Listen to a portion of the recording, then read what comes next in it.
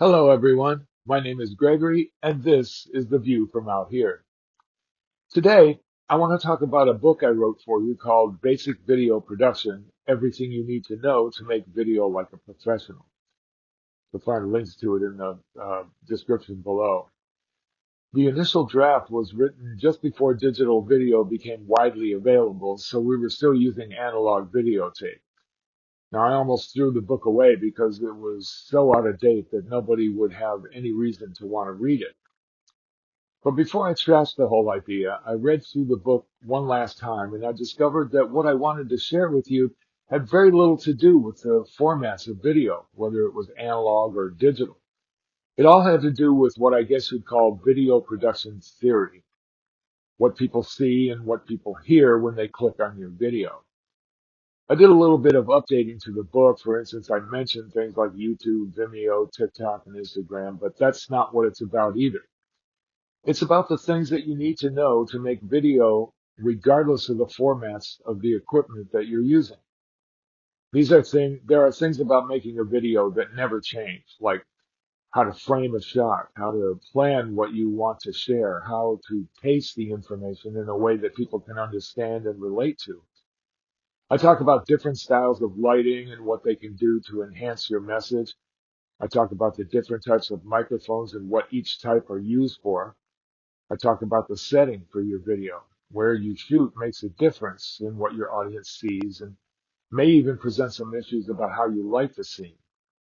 This is all stuff that has nothing to do with video formats or the equipment you use. These are all things about making video that never change. Rather than read you the whole book, I actually could, as you can see. It wouldn't take all that long. It's something like 60 pages, but I did want to read you the introduction and the epilogue so that you can get an idea of why I have the audacity to think that you should listen to me about making a video. Here then is the introduction and the epilogue to Basic Video Production. Everything you need to know to make video like a professional by G.L. Franklin. My name is Gregory Franklin, and that's possibly the least important thing that you will read in this book. I'm a guy who accidentally stumbled onto a magical world of technological mumbo jumbo that changed my life forever. I owe it all to a guy named Jim Stagg. That's probably the second least important thing that you'll read here, but it's a cute story. I was watching TV on an unusually boring evening in 1991 when flipping through the channels on cable like we all used to do. I saw an image on the screen that I could not believe was on TV. I was looking at a beautiful meadow, and off in the distance was this wide stand of brush or bushes or something. Out of these bushes comes this middle-aged, short, round, not particularly attractive man whose hairline was receding so fast it was leaving skid marks. He comes out of the brush wearing a pair of combat boots and flailing his arms like a man possessed. Picture this. The guy was wearing combat boots, and I mean combat boots only. That's all he was wearing. I'll spare you the details of what that image looked like because of one of the few regrets that I will have at the end of my life will be that I was subjected to that image. There's just no way to wash that out of your mind. Talk about impact, though. He runs up and he puts his face right in the camera. He makes this goofy, maniacal grin, and he says, "If you don't like what's on TV, come down here and make your own." Over the ensuing years, I grew to abhor everything Jim Stagg was about. But he was right about one thing. Video has a huge impact, not just on me and that image that I'll live with for the rest of my life, but it has changed everything for nearly every living soul on the planet. It continues to do so, albeit in a way that makes me a little nervous these days. However, there is no doubt in my mind that video will continue to change the world, and you, it would be hoped, will be one of the people that change it. Jim Stagg was a PEG television producer. PEG stands for Public Education and Government. Not to be confused with PBS or public television. Public television is restricted every bit as much as commercial broadcast television and indebted to the very same forces of money and power. Peg television and now platforms like YouTube, Vimeo, and TikTok are your television. It's the last bastion against fascism. Without it, all media is essentially controlled by about 6 boardrooms at multinational holding corporations. I'm pretty sure I don't have to tell you what their interests are. The airwaves that transport television and radio signals to your home belong to you, not broadcasting networks and multinational corporations. The FCC was established to ensure that your best interests would be served by their use. Stop laughing, this isn't funny. Back when our country was young, there were few enough of us that we could gather together at the church or the fountain at the town square to speak our minds and help make the decisions for our community. Today, our sheer numbers and the diverse way our lives happen make that impossible today. But the need for us to communicate with one another is even greater now. YouTube, TikTok, Vimeo, all that stuff is the new town square. It's the essence of how we communicate with each other and as a society. It's no secret that the FCC has long since abandoned its mission in favor of establishing a rough estimation of a training monopoly. While watching television, most viewers have no clue about what they are being trained for, but the grocery stores owned by those same corporations know, as does big pharma, insurance companies, auto manufacturers, and on down the line. Make no mistake about that. They know what they're training you for. Now back to Jim Spag. My response to what I saw and what he said was, I know I can do better than that.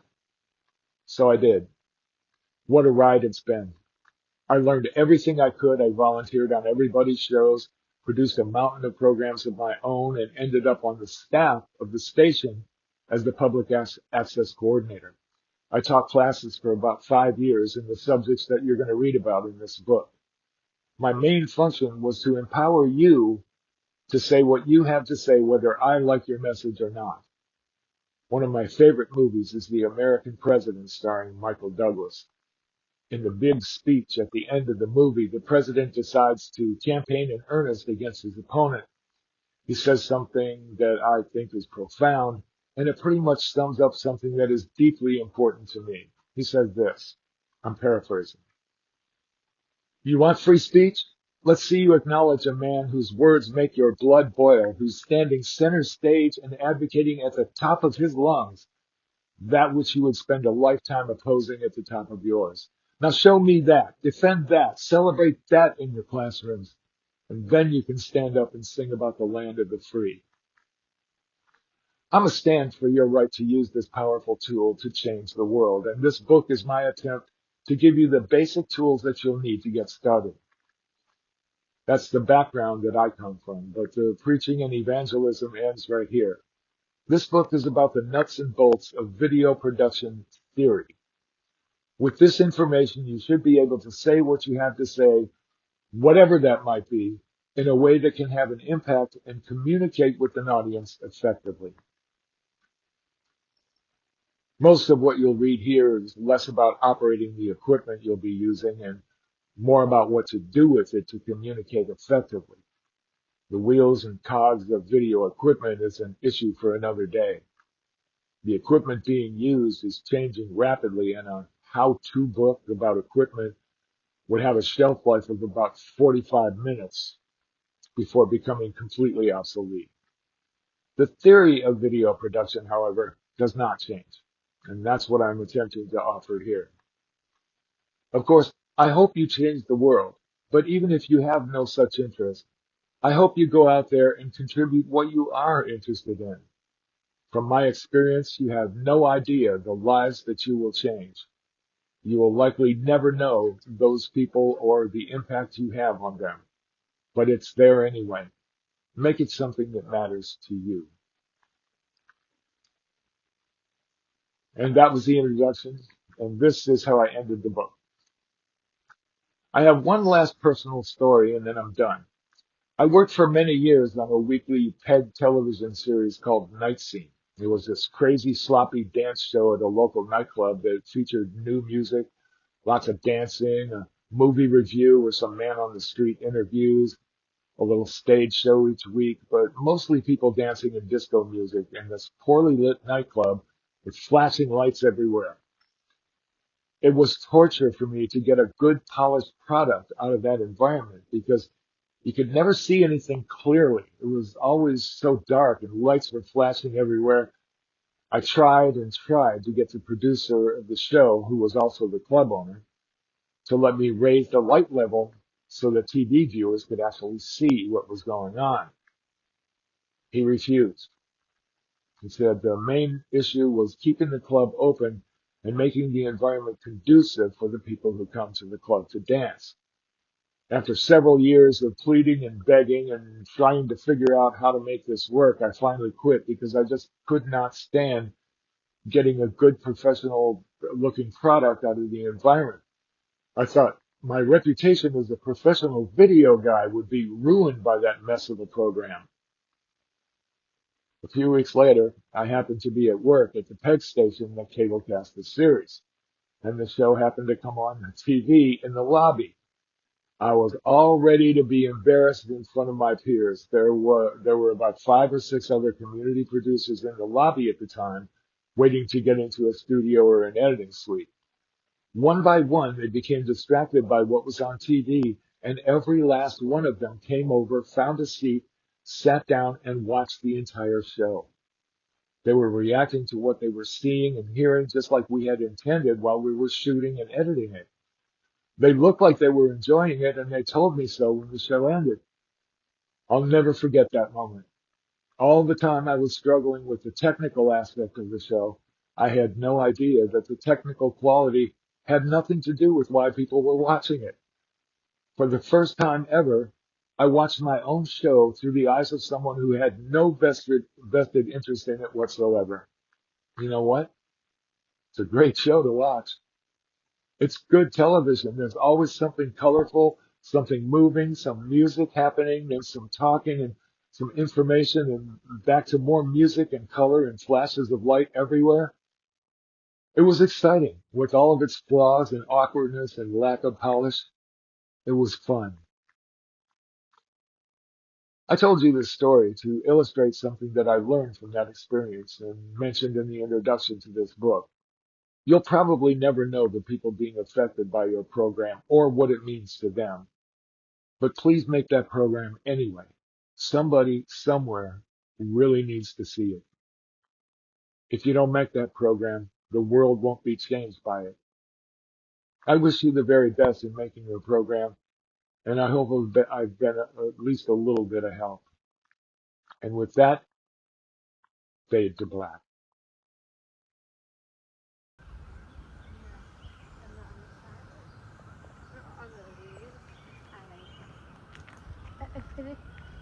Some more. Kind of. Well, it's almost here. It like